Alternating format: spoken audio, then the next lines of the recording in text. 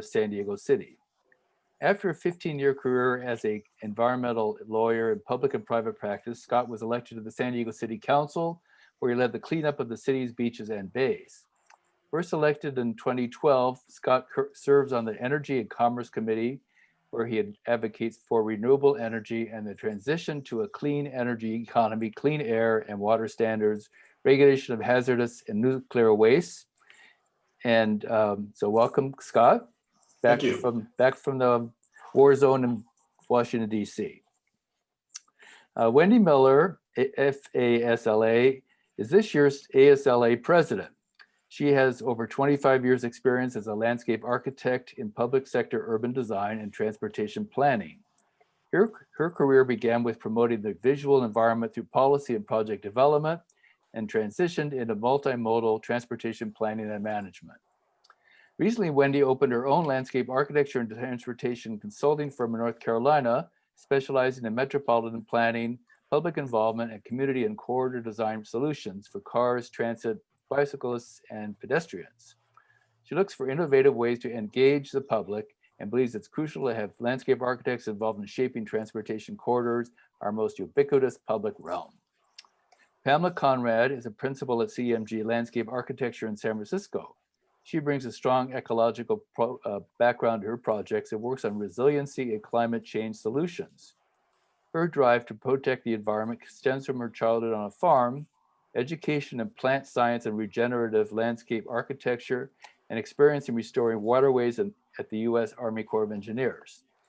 She focuses on transforming urban areas into public open spaces and has worked on two of the largest environmentally innovative projects in the Bay Area, Treasure Island Parks and Open Space, and the San Francisco Waterfront Resilience.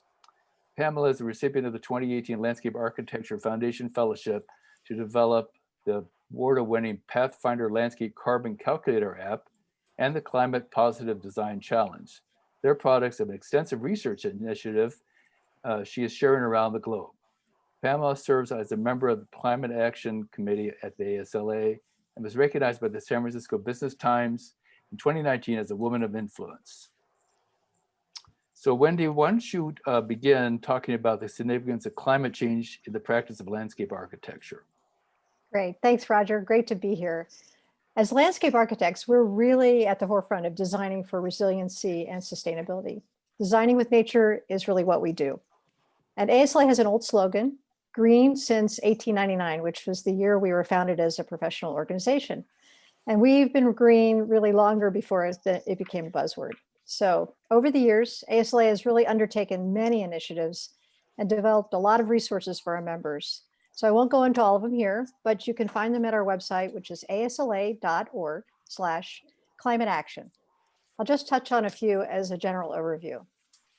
Our Smart Policies for a Changing Climate report was published in 2018 and formulated by ASLA's interdisciplinary Blue Ribbon panel on climate change and resilience. This report was really groundbreaking for us as it identified a lot of core principles, key planning and design strategies, and public policies that will promote healthy, climate smart, and resilient communities. Next slide. Last year, we put on display the report in action in our Smart Policies for a Changing Climate exhibit in our Center for Landscape Architecture. It includes a lot of case studies that are projects that showcase really how the recommendations in the report can be brought to life and cover a wide range of climate action and resiliency issues in private practice and public sector as well. It shows how landscape architects are already designing for resiliency in our work. Next slide. ASLA also helped develop the Sustainable Sites Initiative. And like LEED certification for buildings, sites is really everything but the building. And as of now, there are nearly 200 registered and certified site projects. There are about 71 total certified projects with 9 pre-certified projects. There's much more going on as we speak. We give certification for those as well as part of our education program. There's over 727 million gross square feet of space that's under sites certification, and they're located in 38 states as well as 14 countries. So you can see the span of this goes well beyond.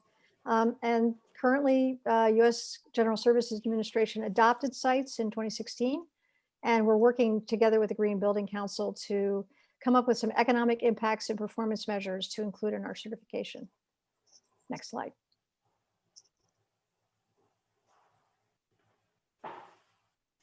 And of course, much of what we do is really advocate on the federal and state level for policies that support landscape architects and landscape architecture projects.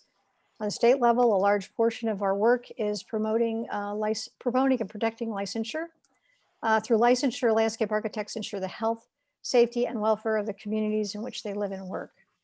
On a federal level, we advocate for policy and legislation that would help to mitigate the ravages of climate change, while also designing and planning projects that are resilient and sustainable.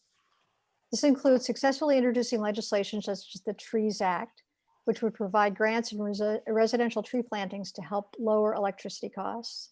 The Living Shorelines Act, which would protect grants for and promote the use of green and natural infrastructure to rebuild and protect our shores and coasts from the effects of climate change.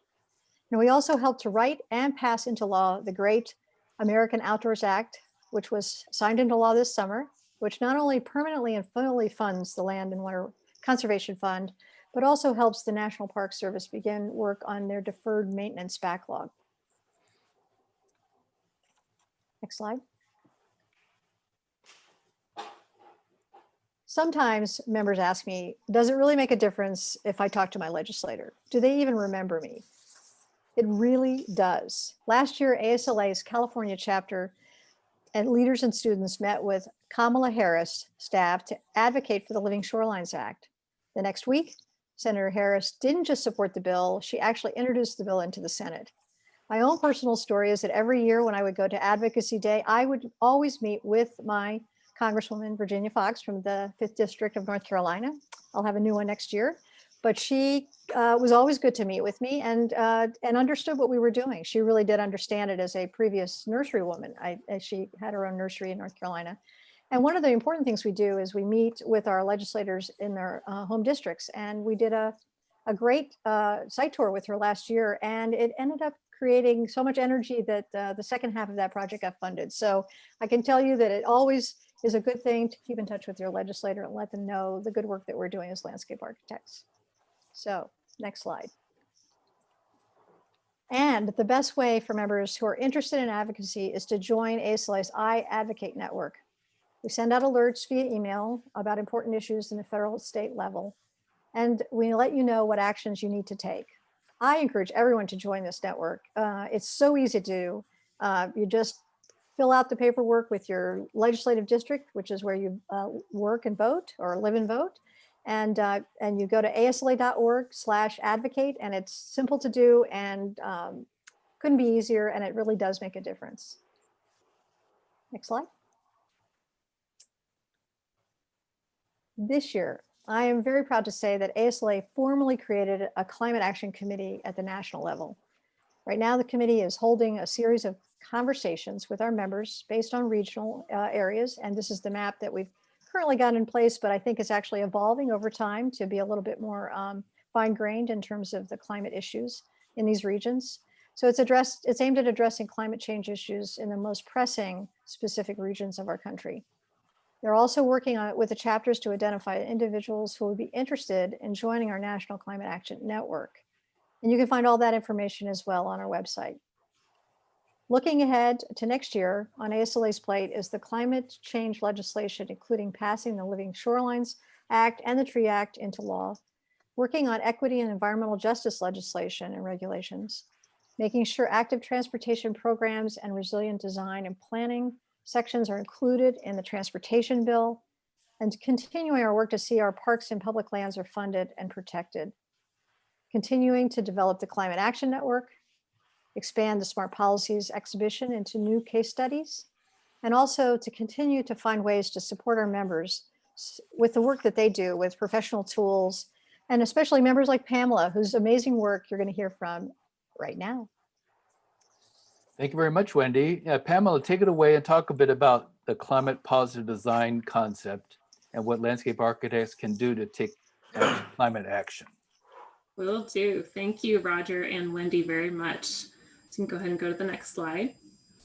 So as Roger mentioned in my introduction, I am a landscape architect in San Francisco. And although I'm a farm girl at heart from the Midwest, I've had the great opportunity as a landscape architect to work on some innovative projects in the San Francisco Bay Area, like the over 500-acre Treasure Island redevelopment project, which set the policy for sea level rise adaptation in the Bay Area.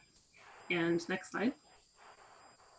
And I'm currently working on the San Francisco Waterfront Resilience Program, which will address the future for 7.5 miles of San Francisco's waterfront going forward, and how we're going to adapt to sea level rise and provide resistance to future earthquakes.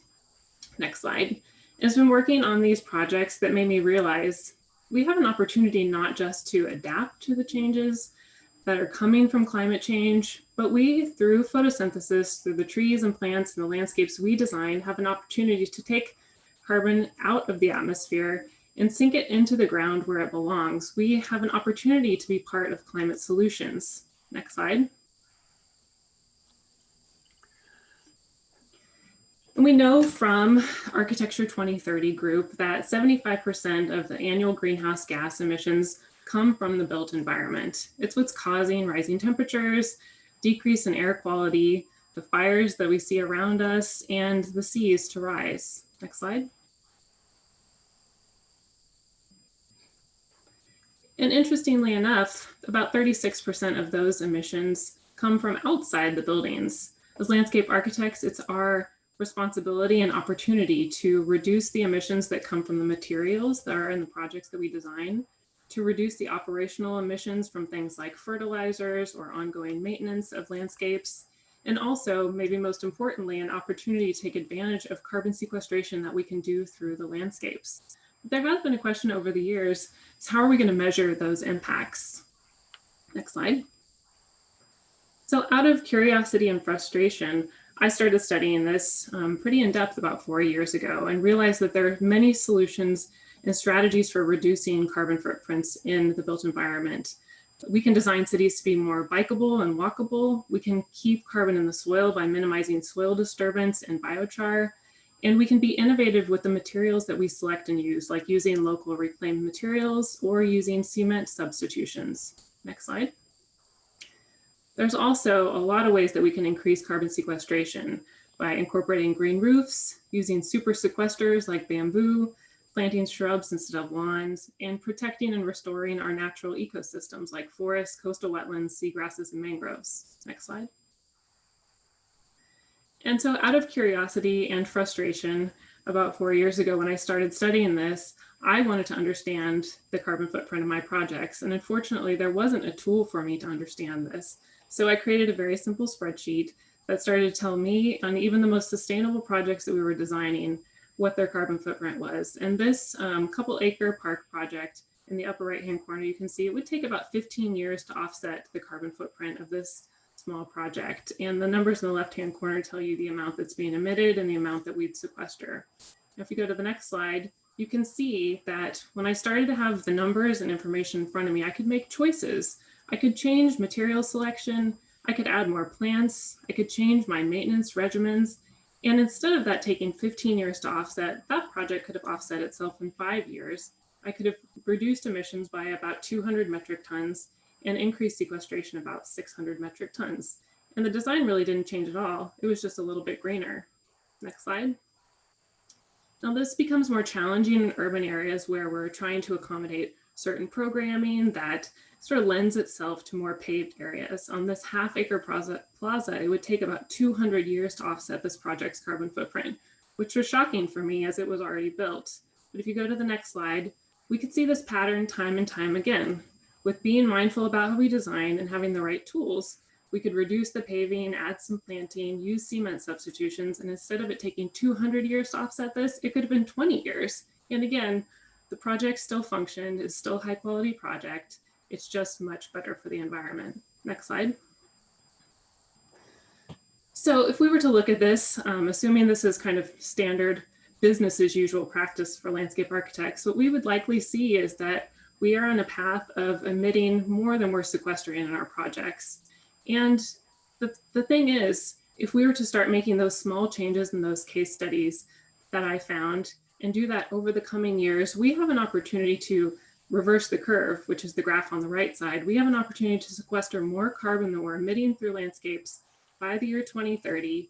And by the time we reach 2050, the year that we're projected to have the two degree temperature increase, we could potentially take upwards of a gigaton of CO2 out of the atmosphere beyond our emissions by that point in time, contributing to the overall climate solutions that are needed in the coming years and preventing irreversible catastrophic climate change. Next slide. So it was with a research grant from the Landscape Architecture Foundation about a year ago that I launched the Climate Positive Design Challenge. It guides and sets targets for us in terms of years to positive for our plazas, parks, gardens, campuses, hospitality projects, and 5 years for those that are inherently greener and 20 years for those that have more paving required. And it's our goal to not just offset what we're doing, but to go beyond that and to be climate positive and sequester more than we emit. Next slide. How designers can get involved is through the initiative that I founded called Climate Positive Design. And its goal is to improve the carbon impact of the built environment through taking collective action. But I believe that we need the tools, resources, and guidance to help us do that. Next slide. So for designers to meet the goals of the Climate Positive Design Challenge, you can use the free web-based app that I developed called the Pathfinder. It helps us to reduce carbon footprints and increase sequestration in our projects. The data comes from the Athena Impact Estimator and the US Forest Service and has been verified and aligned with industry standards from the environmental consulting firm Atelier 10. Next slide. It's pretty simple, really. You input your quantities of all your materials, your trees and plants, and your operations and maintenance plans, and you get instant carbon feedback. So you move a slider and it tells you how much one material was emitting or how much one tree is going to sequester. And it gives you live feedback with a years to positive score on the lower right-hand corner. It also gives you a scorecard and design recommendations that you can share with clients or cities, for example. Next slide. In the first year, since it's been launched, was about a year ago now, we have landscape architects around the world have logged about 1,500 projects into the app from over 1,000 contributors and 700 companies. Those projects are logged in 64 countries around the world and are planning to plant close to 800,000 trees in those projects, which is the sequestration equivalent to taking about over 300,000 cars off the road in the next 10 years and close to 1 million cars off the road in the next 30 years. Now, the lower portion of the diagram shows just general awareness, just making people more mindful about what they can do. And it shows you at the bottom, there have been about 109 countries reached around the world out of about 195. And the map shows you the primary countries that are accessing those resources include the US, UK, Australia, Canada. Next slide. And it's with this information that we can learn from it. We can start to see that over this first year, how much people have been improving their project carbon footprints over time. So you can start seeing that we're getting close to reaching our goals. We can also understand the data now that how much we're emitting and how much we're sequestering typically on a square foot basis. And then we can see that our projects are sequestering about 3 times the amount that we're emitting, which is a significant opportunity for us. Next slide. And lastly, why we're doing this, why measure? It's because it gives us feedback that we can change what we're reducing, change how we're sequestering, and we can learn from it. We can change how we design going forward.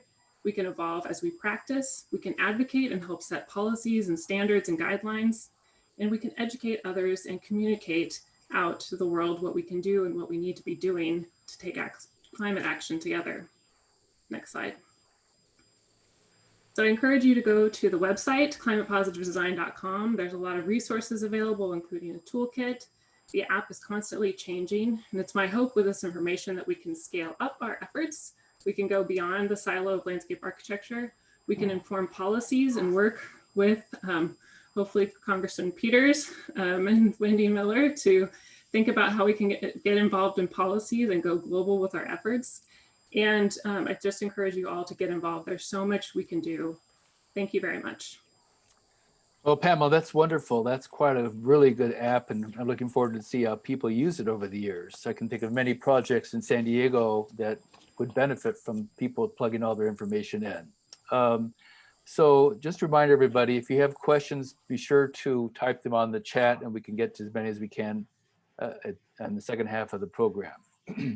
Now we turn to Congressman Scott Peters, who's going to talk about his climate playbook and his work in Congress on climate change. I went through the playbook the other day, and it's like reading a phone book. There's so many items and legislative suggestions and bills in the hopper. So Scott, why don't you tell us how that playbook came to be, Sure. and then what's going on so far in its implementation? Sure. I've been very frustrated around the, thank you, Roger. I've been very frustrated around the politics of climate change. You know, we basically have 10 years to pass the legislation we need to pass to solve this problem. We have to get to net carbon zero by mid-century. And I had on the right a lot of people who were still denying it or afraid to talk about it.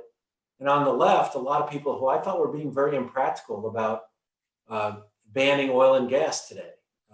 And you know, it occurs to me that whatever policy action you take, that for the next, if you banned emitting cars as of 2035, for the next 15 years, you're going to have gasoline powered cars. And then beyond that, another 15 years as they wear out, people are still going to go home and cook their dinners on their gas stoves. And it struck me that we have to figure out what to do now to make things better and to start to make progress. Climate change is not one big bill. It's decarbonizing a number of economic sectors: electricity, transportation, manufacturing, agriculture, buildings, and aviation. We have to do some regulation on short-lived climate pollutants like fugitive methane emissions. We need to impose a price on carbon to make sure that every one of us is incentivized to do better in our lives. We have to invest in technological energy for new storage and new fuels. We have to, and then we have to invest in carbon capture technologies, which is what Pamela was talking about. And was really excited to hear that this effort is going on, because what I'm trying to focus on personally are the pricing mechanisms and carbon capture. So the idea of the playbook was to stop arguing about whether climate change was real and stop talking about what utopia you want to get to, but talk about today about what bills we need to pass to get to where we need to get. And the climate playbook was just a compilation of some of the ideas that were already in Congress, many of them bipartisan, that I thought we could start to work on together. And actually we have. On my side, I'm a Democrat. We have the Green New Deal. Fewer than half of the caucus has signed up to the Green New Deal. My objections are two. One is the Green New Deal makes the problem harder by adding things like guaranteed federal jobs or free college, issues we should talk about. But you've made the climate problem, which is almost insurmountable as it is today, that much harder. So I'd separate those things out and focus on these issues, climate by climate actions. And the other thing about it is it's not bipartisan, it's only Democrats. And we characterize climate change as something that's akin to the next world war or sending the next person to the moon. We don't do those things with one political party. We have to figure out a way to get everyone in. And Wendy gave a great story about a woman named Virginia Fox, who's a super conservative lady. I hardly ever agree with her, the nicest lady. But, you know, the stuff she wants to do to education, you know, appalls me. But here she is working with Wendy on an idea to do something that's constructive. And that's the attitude we have to get back to. So the climate playbook is sort of it's become a climate encyclopedia, but it's an idea the idea was to compile legislative ideas that people have that could help us move along. Well, let me just say that I had some things I wanted to say, but based on what I've heard, I want to make some different comments, a little more specific to landscape. One is this issue of carbon capture. So the IPCC, the UN's Climate Committee has basically told us that if we do all these decarbonization things and we do a climate tax and we do conservation and regulate methane, we still might not make our goals. We probably won't make our goals unless we figure out a way to bring back carbon that's already in the atmosphere into the ground. There's a few ways to do that. Some of them are technology. Like there's a thing called direct air capture that I've supported investing in. It's just putting a device up in the air that sucks carbon into the ground. It's possible to do it today. It's extremely expensive to do it at scale. So we're working on ways to develop that technology. I'm also trying to do carbon capture around industries, and you'd build would actually be a network of pipelines that would capture the carbon and hold it underground. It sounds Rube Goldberg-y, but it's actually happening around the oil industry today. The other side of that is these natural solutions to carbon capture, like restoring wetlands. That has a great sequestration effect. And Pam, I did not know that anyone was thinking about a project by project, grassroots kind of thing like this, so to speak, no pun intended. But that reminds me of the LEAD program, and that developed its own constituency because it had consumer appeal. So good for you. I'd like to pass that on to some of the people who are going to be taking office in San Diego's elections this year at the city level. I think we'll be very sympathetic to that as part of our climate action plan. I want to also say, to back up what Wendy said about your activism, I never saw anything get as much attention as the Land and Water Conservation Fund. And we must have 1,000 things that we have to attend to. But every week we would look at what information came in, Land and Water Conservation Fund. And what happens is it starts to get in your mind. You start to realize this is on the list of the things we have to take care of. Finally, the vote comes up and you can vote for it. And that's a real credit to your advocacy. So I do hope that you will back up Wendy by being engaged in this. I think that that's a really great thing. And by the way, Wendy, I realized that I walked past your office in DC. It's on the way to the place I used to work out at before the pandemic. And I used to look in the window and think that would be a really interesting place to visit. So when we get back and all things are normal, I'm asking you to have me over. Let me just say one other thing about the big issue that's coming up, which is infrastructure. It occurs to me when people talk about infrastructure, mostly they mean roads and bridges. And that's great. Roads and bridges are important. We need to maintain them and keep them up. We also talk about closing the digital divide. That will be a big part of an infrastructure package, as will upgrading the electric grid. But I think you all need to start to be part of that conversation, because so much of infrastructure will have to do with climate adaptation, like Pamela was talking about in San Francisco. And people are going to think of concrete. And that's less appealing, both because it seems expensive and also it's unattractive. It actually probably won't work as well as some of the natural solutions that you could all give us that would work better and probably save us money. So I need to get you involved in those conversations about what an infrastructure package will look like. I also think you'll need to be prepared to talk about how this isn't just a one-time expenditure with natural infrastructure, that there are maintenance costs that we have to build into. And people don't understand that as well either. They would like to pay for the road and then not worry about it. But this is going to be different, still better, but start to develop some cost effectiveness metrics around that. And I think that that would be a really logical thing to build into what we're talking about in terms of we're talking about $1 trillion infrastructure bill. This would be a really important part of it. And in terms of what I see coming up next year, look, I'm rooting hard for a new president. Don't mean to be political. I'll just give you my own orientation. I actually love Joe Biden. Joe Biden has never struck me as a particularly moderate politician. He's being characterized as a moderate. He's a pretty pretty solid liberal, but he's bipartisan by nature. And I think that that could be really good for the country. I think that one of our big challenges in achieving anything is that we're so divided among ourselves. It's hard to do anything big. So I think that the fact that he cares about working with the other party, I think is going to be really constructive. I'd also say that we are spending a ton of money on responding to this pandemic, appropriately so, because all the economists tell us that it's better to borrow more money and keep us out of a real deep recession than to try to pinch pennies right now. Although I'm concerned about the debt and deficit in the long run. The thing that will come up if the Democrats take the presidency, take the Senate perhaps, and keep the House, is an infrastructure bill where we will invest a lot of money, not just in transfer payments like unemployment insurance, but in building an infrastructure package.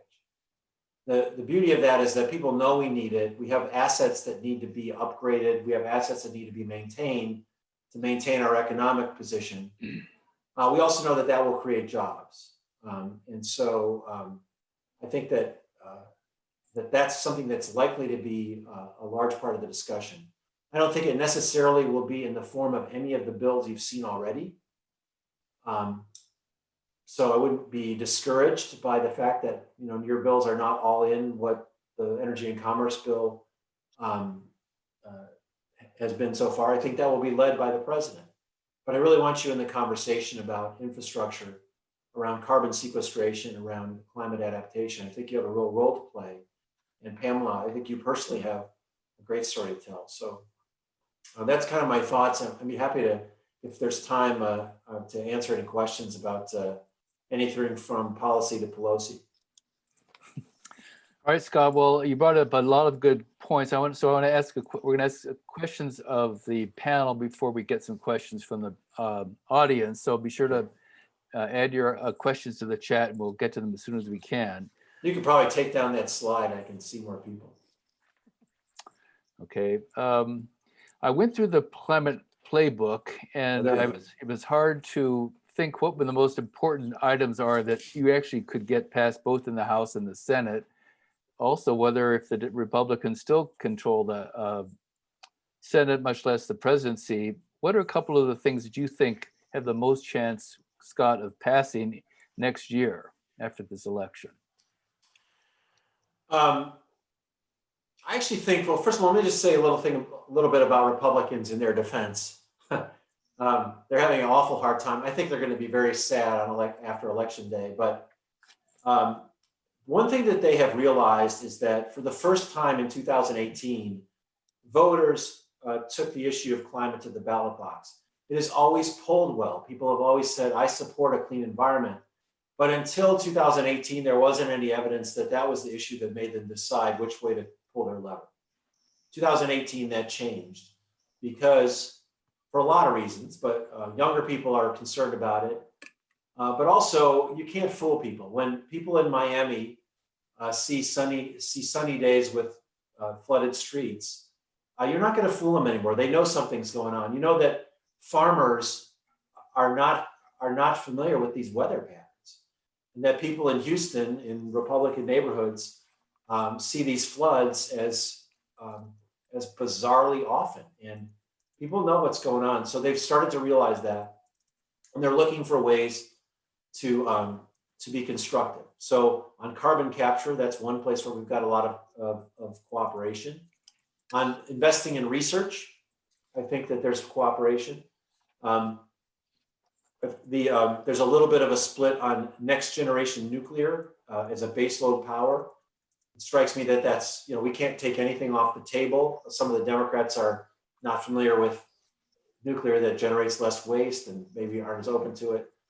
I think there's also carbon pricing options that are work in the free market that many Republicans are open to. Let me just say one other thing about Republicans too, is that, and you may recall when the Pope did his encyclical on climate as a moral issue, the evangelicals, Christian evangelicals, are a huge part of the voting bloc for Republicans, and they have taken up this issue as well.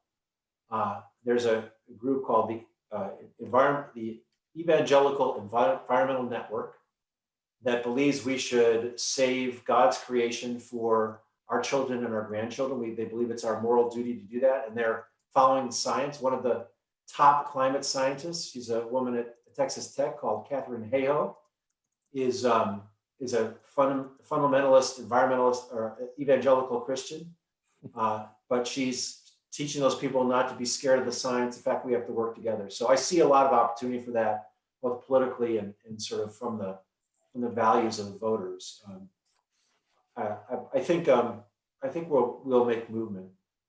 But one other thing I'm going to say too, the industry is coming on board. So as I was saying before, a lot of consumers are demanding greener stuff. Something really important happened in natural gas this week. I don't know if you noticed that France rejected a shipment of US liquefied natural gas because it was dirty. Why was it dirty? Because the United States is not controlling fugitive methane emissions. So they're not gonna buy their liquefied natural gas from a place where we're emitting too much free methane into the atmosphere. They're gonna require us to clean it up. So Shell now has an opportunity, has been mentioning that they see a consumer pressure for them to do better. So the whole idea of the climate playbook is pick a play. You know, you don't have to wait for the one big thing to vote, one big vote to take. There's so many different things we can do. I'm starting a bill this week with a gentleman on agricultural methane, flatulence from cows. He's trying to figure out how to save farmers from the vegans. I'd like to give him the best chance to do that because I don't think cows are going away. Let's figure out what. So there's lots of different ways we can participate. That was kind of the idea behind the playbook. Find a play and let's run it together. I wanted to ask Wendy something, Wendy Miller, the president of ASLA, about your ASLA chapter teams working on climate change. This is just the opposite of what Scott was talking about at the national level. So at the local level, how do you imagine these chapter teams working together to deal with local climate change opportunities? Well, our Climate Action Committee has been working to form these regional committees. Essentially, we're working through our chapters, through the academic institutions, local partnerships with government agencies. So we're starting actually our first regional conversation will be this Thursday from, I guess it's Eastern time. I think I wrote that down, but I think it's from 4:30 to 4 to 5:30. And it's actually dealing with my area. It's the Southern Coastal region. And we obviously have a lot of common issues with hurricanes and flooding, some extreme weather events, salination of farmland. I mean, there's just lots of issues that we have in common. So best to get us together, find out what kind of best practices people are engaging in currently in their own practice, as well as what research is going on in the institutions. Because, we don't all get a chance to talk to one another. So around this particular topic where we all know that there's that energy needs to be put, this is where we're focusing.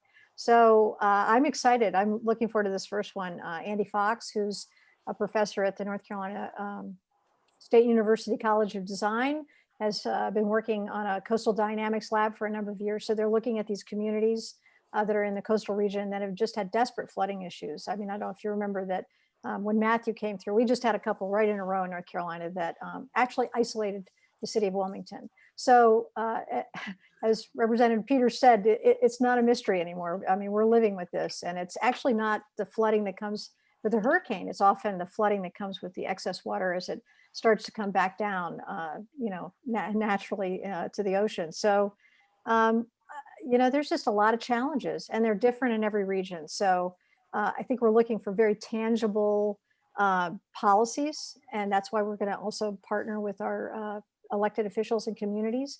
I know even in my state, ASLA has just made a pledge to be carbon neutral by 2030, I believe, which is, with their city functions. So, I think that's where we have to go. So we have to look at it in lots of different ways, but as landscape architects, we're certainly looking at the built environment and how we can make changes to mitigate and also to alleviate some of the climate infrastructure that's created environmental justice, frankly. I mean, there's a lot of communities that are people of color as well as low income, and they are the ones that are hardest hit by this. So it's part of our pledge as an organization to be doing a better job. Okay, now Pamela Conrad, someone, Joellen Jacoby, among our listener watchers today, asks you this question: how does the climate positive design fit with the Sites Initiative? And I don't know what the Sites Initiative, so maybe explain that first. That's and then how okay, they fit Roger. together. I know what it is. Good. I got you covered. Good. So the Sites is a bit of an equivalent to, as Congressman, I think Peters was talking about, LEAD, but it is more focused, I would say, on the land, essentially what we can do more within the built environment or outside the buildings. And I've actually been working with the GBCI to develop new pilot credits for measuring landscape carbon performance. And so those are hopefully going to be coming out this year. And the data that I've been collecting from the challenge is now helping us to inform guidance around credit language in terms of setting our sort of maximum sequestration or minimum sequestration that we want to do on a site on a square foot basis and maximum emissions. And so it's just for the first time we kind of have that baseline data to start setting up credits like that. But in general, Sites also does provide guidance on best practices, using recycled materials, planting native plants, which many times can sequester more carbon. So there are best practices based into Sites, but now we will soon have very carbon specific credits coming up.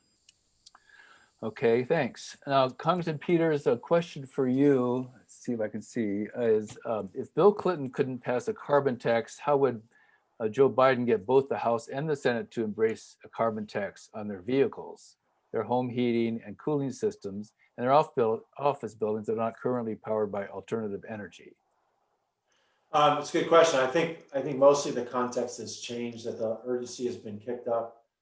I also think there's a significant part of the establishment Republicans, George Shultz, Hank Paulson, who are in favor of a market mechanism to drive behaviors throughout the economy. They've got a plan that would refund all the money back to consumers. So in other words, you wouldn't be affected, and other versions would refund money to people with lower incomes so that they're not immediately disadvantaged. But think about how the refund would work. If your energy costs overall would go up $2,000 because of the tax, and you got a $2,000 check, you'd be even. You could live your life the same way that you've been living it. But think about this: if you get a $2,000 check, maybe you think, well, maybe I don't need a F-150 to drive my kids to soccer. Maybe I can get a smaller car. And you'd still keep the $2,000 and you'd save money off that expensive energy. So that's the idea from the homeowners level. Businesses would find substitutes. I think people see that a market mechanism is part of the three-legged stool of dealing with climate. Free markets, government regulation, and government investment, I think, are the three things we need to do. I think there's more of an appetite for it now than there was then. Remember, Jimmy Carter suggested a 50-cent gas tax in 1978. So this is not a new idea. Gas tax has always been how we paid for infrastructure. Let's just move it upstream and call it a carbon tax and make it less direct. I think people will get used to it. One follow-up to that, I guess, is something that Trump and the Republicans keep throwing at Joe Biden, which is raising taxes for everybody. So when you start talking about non-income taxes, but you're talking about energy taxes, there's going to be that counterpoint to saying, well, there you are raising taxes on everybody. So how do you sell that to anti-tax Americans? Well, like I said, I think any version of the carbon pricing that's been discussed has talked about refunding part of the money back to the people at the lower end of the income scale. So Biden said no income taxes would be increased above $400,000. In La Jolla, where I am, some people think that's middle class, but I think that's a pretty high number. But I do think that people appreciate that we've typically funded infrastructure through gas taxes, and that's a very regressive tax. So a carbon tax that's refunded to the low earners, I think, is a step forward. Okay. Let's see. I want to ask a couple questions that came up. Maybe this isn't an obvious question, but it occurs to me something that's in the news, which is COVID-19. So is there a connection between climate change and a pandemic like this? Are there things that you can draw the two together? So all of you, maybe you all have a observation about that. I'll let you guys go first. I'll jump in just in to say that, yeah, I think there obviously is some correlation, and certainly as a profession, we see how important we've become, because when we're living in this pandemic and people are forced to stay within their own environment and in their homes, some kind of outdoor space has become extraordinarily important. And then certainly in the world I work in, which is in transportation, we're completely rethinking how our physical right-of-ways are being managed in urban areas, because we need to have more space for people to move. Outdoor dining has become important, but there's also some environmental issues in terms of, affordability and accessibility. And yeah, so I think there's a correlation. I probably can't go to the scientific basis of, how these things release themselves and become a part of our world. But I think that clearly, the world has changed, and we all know how the climate has changed our world. But we also know that now we have become more important than ever in terms of providing that physical space, that open space, the way that people can be out and recreate and have some social distancing. So, and I'll let someone else answer as well. Pamela, why don't you pick it up and also address the idea that after the COVID crisis passes, hopefully with a vaccine, what lessons will we have learned that we can apply to climate change and environmental activities? Mm-hmm. Well, I definitely echo what Wendy said about seeing the importance of open space here in San Francisco and transportation rethinking as well. But I think it's just, even as a non-landscape architect person, I found it just astonishing that how the world could pull together in terms of resources. I mean, I think, talking about the billions of trillions of dollars that are being spent on research for COVID. And I felt like for the first time, we've heard about climate plans or the Green New Deal costing billions or trillions of dollars, and that just seeming so beyond thinkable. But then when it came to a crisis like COVID, that everybody was working together and pulling together resources. And I don't know how much, Scott, you might know how much money is going into this right now, but to me, it seemed like if we were to finally recognize climate change as a global crisis, that we could pool together our resources to turn things around. So I haven't given up hope on some of the dire predictions out there that we hear from scientists, because I think this is evident that we could do it if we could just all start working together. We definitely could do it, Pamela. I agree with that. I think the interesting thing is, even among people who recognize that climate change is an existential threat, it really hasn't occurred to them how it's going to affect them personally. Everyone's going to be affected. And one of the things we always hear, by the way, since we're from California, is how expensive things are in California because of our response to climate change. And we have to keep pointing out to them that doing nothing is way more expensive than acting now. So, it's a little bit of a disconnect. I do think that the two things that habits that have come out of COVID that people realize may persist. One is telehealth, the ability of you to visit your doctor or your medical professional over some sort of telephone or device, but also telework.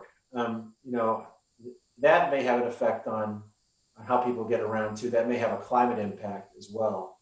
I personally don't think that it's, most people feel that it's as good as getting together, but there's certainly some professions where it's totally fine to work in a remote way, and that may persist.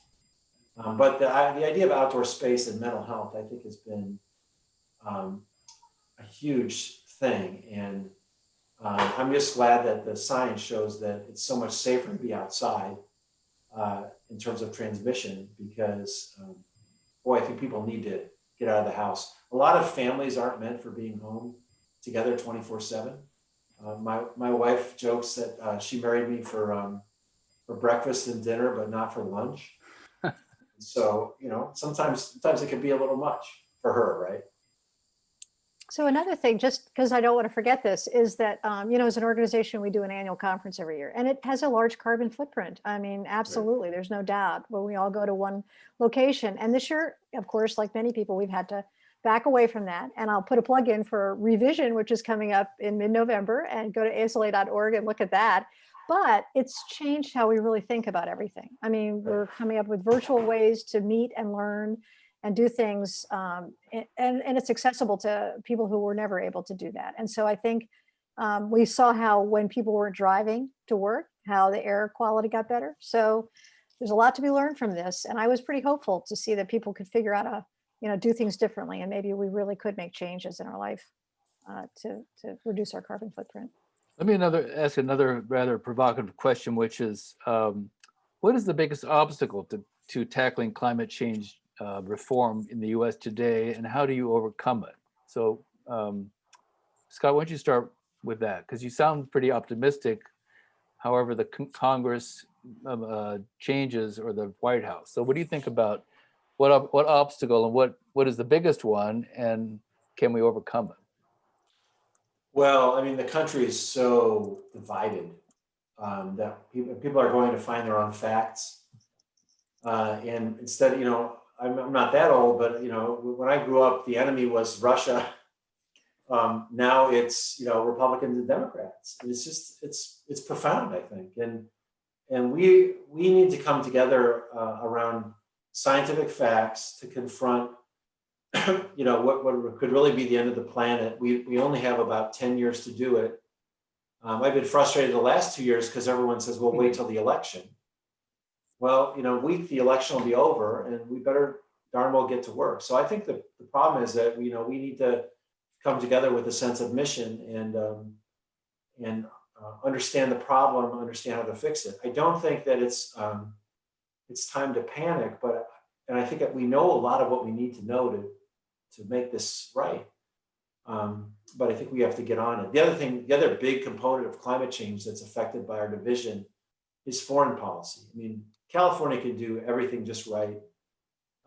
We can worry about the rest of the country, but if India mines and burns all that cheap coal as they develop, and we can't deny them an economic future, we are going to be really in deep trouble. So we've got to reestablish our leadership in world affairs as well, so that we can go to the Paris Climate Accords and be a leader, show them that we're taking care of our own house, but also we can offer you the kind of energy that will be more sustainable, that you can develop around in places like India and in Africa, which we haven't discussed. So, but getting our stuff together here in terms of remembering what America can do in big ways involves getting us united and caring about each other again, and not being at each other's throats.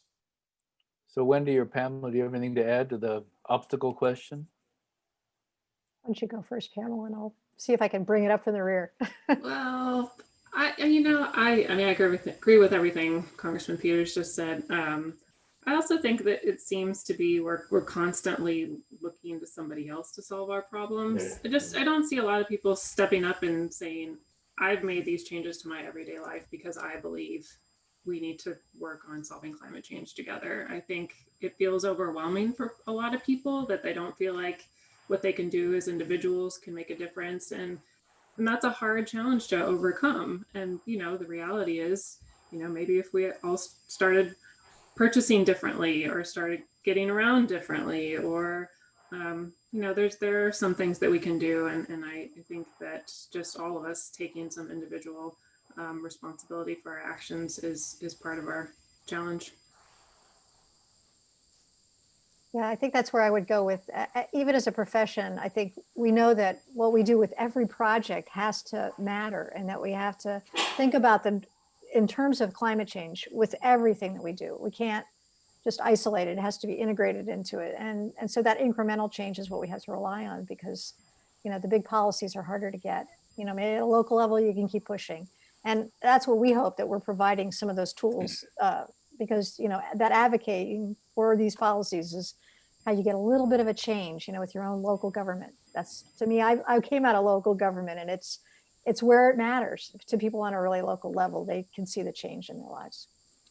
Well, we're about finished our hour-long conversation, but I want to, this isn't exactly a negative note, but I wanted to end on something that is kind of hard to explain to Americans, which is you hear the comment, even if California did all these great things, or San Diego, or even the US, would we really have a major impact on the world's environment and climate change if we had China, Amazon, Scott mentioned Africa being hard to change because they want to catch up with us economically, and they feel like our route through the 19th to 20th century is the one they're going to take. So I guess I'm questioning, my question is, what is the ASLA doing at the international level to bring everybody beyond really the Paris Climate Accords to something that really will work? So what are you guys doing at the professional level? I can say that we have members that are all over the world, but we also have been a little bit remiss in terms of our international connection with the International Federation of Landscape Architects. But this year, we've started to renew our partnership with that. And I know, Pamela, you could speak to that as well, because you went and spoke at the IFLA conference. So there's ways that we all connect professionally worldwide. And climate change is a huge issue, and they've been working on it for several years now. So Pamela, you want to fill them in? Yeah, I mean, I have been, I've spoken in Singapore and Montreal and working with a great group of people who have a lot of different perspectives and challenges in their own countries. And I think it's important to collaborate and hear about those challenges that people are facing in those parts of the world, and recognizing the approach may shift and may be different. But I'd also say, I think that was a goal of mine with launching the Climate Positive Design Challenge and the Pathfinder app, that it's global, it's free, but, hoping reducing the barriers to entry. You don't have to pay for it. And, it is, people have accessed the resources in, over 100 countries, around the world. And I think that we start breaking it down. This is a world issue. We're all in this together, making these resources, because sometimes we do have some privilege in the United States. And so trying to make these resources more available to everybody in the world that might need that leg up that we can offer. So well, that may be the lesson from COVID, which is we're all in this together. We're working on solutions, and the same thing applies to climate change. So can I just make one comment though, just to tie to the, so I forgot to mention, as part of infrastructure, trees. There's one bill that you sponsored, the Doris Drop. Bruce Westerman has aspired to 1 trillion trees.